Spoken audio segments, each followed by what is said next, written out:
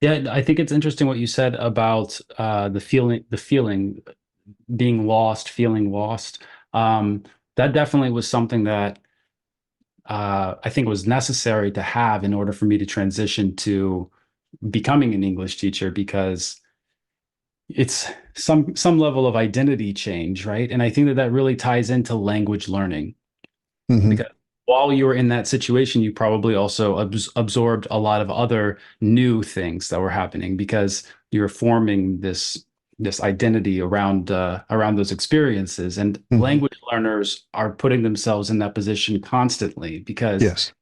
they think it's a form of self-improvement, and they don't realize that self-improvement is self-change.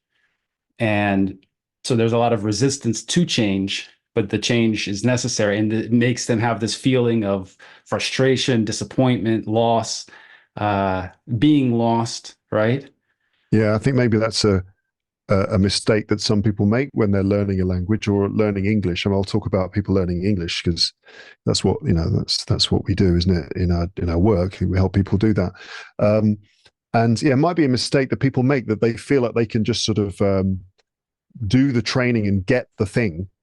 Just simple process of one step and following another, and then they've got English, and then they can add that to their CV and stuff, as if it's like other forms of training. But yeah, it's uh, far more of a personal shift than that, isn't it? I think the ones who really succeed in learning English are the ones who really do it fully, wholeheartedly, really embrace the whole experience, the holistic experience of learning a language. I think it's something that most people aren't thinking about when they go to learn a language because it's something, kind of deeper. You have to admit some things to yourself, some uncomfortable truths. Yeah. Yeah. Yeah. Oh, yeah. You come face to face with your own ineptitude, don't you? You really do. And On it's both the not, student and the teacher side.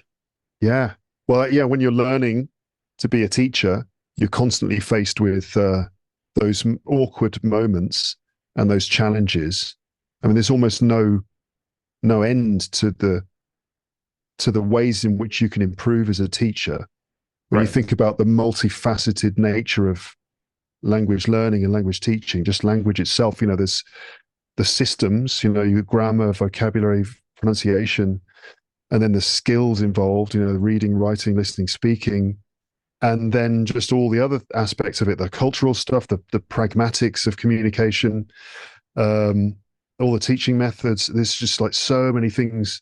And if you just take a single English lesson as an example, as a little sample of what it's like, that in that, whatever it is, 2 hours, 1 hour, 3 hours, just like the number of possible things that you can do, the directions you can take, the responses you can have to what the students are doing, the directions you put them in, your role as a teacher, whether you should be doing more, less, going this way, going that way. Should I be talking less? Should I be talking more at this point? How shall I be arranging the information on the board? If I'm if I photocopied something on paper, what do I give them? How much of it do I give them? It's just like a billion different considerations.